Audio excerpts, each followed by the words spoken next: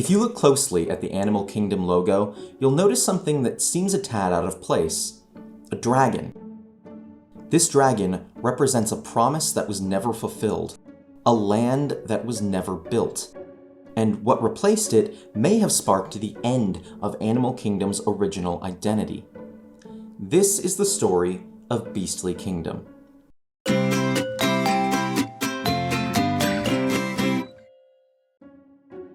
It's 1989, and Disney is fresh off the opening of Disney MGM Studios, the third theme park at the Walt Disney World Resort. Disney CEO Michael Eisner had another idea barely formed in his head. Michael Eisner has this idea that we should do a park about animals. Business analysts did the research and came back with a crystal clear message for Eisner. It was a terrible idea. The feeling was that the market was already saturated with zoos that were immensely costly to run and were plagued with liability issues. Then, one day, Imagineer Joe Rohde entered a conference room to present to Eisner and the Disney board, along with a 400-pound Bengal tiger. So, I'm standing just like I'm standing in front of you, and I start my rap about the safaris and animals, and there seems to be this issue of, is it interesting, blah, blah. While I'm saying this tiger comes in the room behind me. Now, the tiger's on a chain, but really, is that going to stop the tiger? No. As the tiger daintily sat down, Rohde presented his pitch. He'd taken the reports from the business analysts and, along with his Imagineering team, developed a plan for an innovative and imaginative theme park. While Animal Kingdom would be a park unlike anything Disney had ever built before, they still wanted to make sure it had the trademark Disney feel. Disneyland in California was sold as the world of yesterday, tomorrow, and fantasy, and the Imagineers would take inspiration from this, envisioning Animal Kingdom as the extinct animals of yesterday, the real animals of today, and the imaginary creatures of myth and fantasy. The real animals would be featured throughout the park, most prominently in the landmark attraction Kilimanjaro Safaris. The extinct animals concept would become Dino Land USA. Finally, the fantasy creatures were to be represented by Beastly Kingdom. Beastly Kingdom was to be split into two realms, a good realm and an evil realm. The good realm would have two attractions, Quest of the Unicorn and Fantasia Gardens. Quest of the Unicorn was a walk-through hedge maze attraction where guests would work their way through sections guarded by different animatronic mythological creatures. Playful gargoyles would help guide you through and offer helpful tips until you finally reach a castle at the end where you'd meet a beautiful animatronic unicorn. Fantasia Gardens was a boat ride, kind of like Pirates of the Caribbean or It's a Small World, that would take guests through animal scenes inspired by Disney's Fantasia. Meanwhile, the evil realm held the centerpiece e-ticket attraction, Dragon's Tower.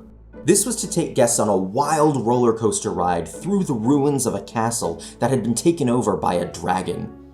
You'd zoom through the castle filled with the armor of fallen knights and the dragon's hoarded gold before directly encountering the full-scale fire-breathing beast at the ride's climax, narrowly escaping before the ride came to an end.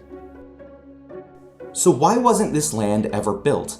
The short answer is budget cuts. The exact reason for the budget cuts isn't known, but it may have had something to do with the French. While Disneyland Paris enjoys success today, when it opened as Euro Disney in 1992, it was an unmitigated financial failure. Cultural misunderstandings in a time of economic recession resulted in low attendance and billions of dollars in lost revenue for Disney. What followed was a substantial decrease in faith in the parks as a revenue stream and a lack of trust in the Imagineers themselves.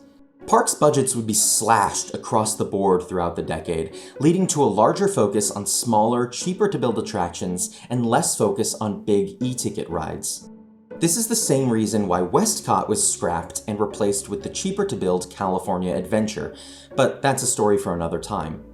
With these budget cuts, the Imagineers designing Animal Kingdom had no choice but to cut something out. The real animals definitely couldn't be removed as they were the main draw of the park. That left the choice of remove Dino Land or remove Beastly Kingdom. While Beastly Kingdom might have seemed a bit more in line with Disney's brand, Dino Land had a lot of things going for it. Firstly, dinosaurs were big money in the 90s. The original Jurassic Park franchise was still going strong, and Disney had its own dinosaur movie in development that would eventually release 2 years after Animal Kingdom's opening. Secondly, Dinoland was going to be much cheaper to build. The Dinoland concept was centered around the idea of a small roadside tourist stop, meaning much of the decor could be sourced from real-world objects and architecture could be kept simple. Meanwhile, Beastly Kingdom would have to have almost everything designed and built from scratch. So, Dinoland stayed, and Beastly Kingdom got the axe. But the dream didn't die yet. The space initially allotted to Beastly Kingdom was set aside, with the intention of building the land as a Phase 2 expansion at a later date.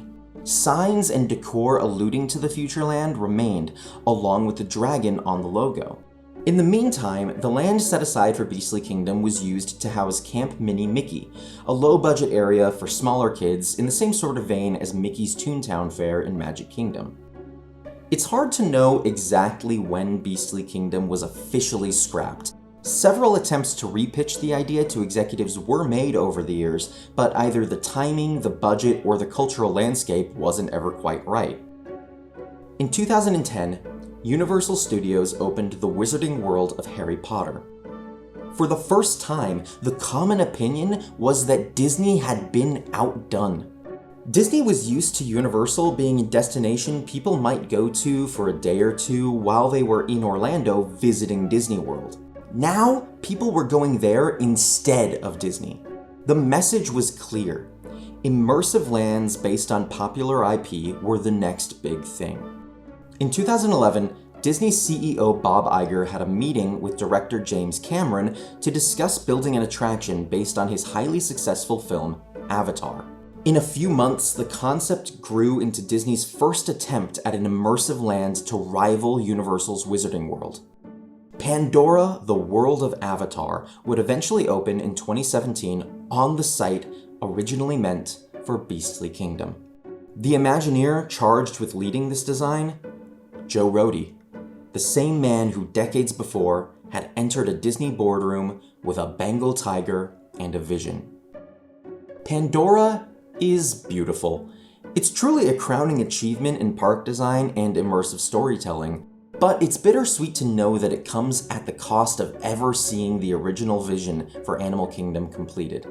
It also wasn't lost on park fans that Pandora didn't really fit the vibe of Animal Kingdom.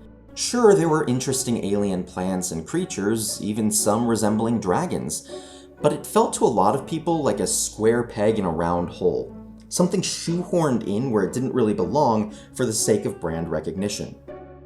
It's hard to say it wasn't a smart move, though. Attendance figures for Animal Kingdom, which had been dwindling, skyrocketed when Pandora opened. The shift in focus toward recognizable IP was paying off, and it's a trend that Disney's continuing to this day with things like Star Wars Galaxy's Edge.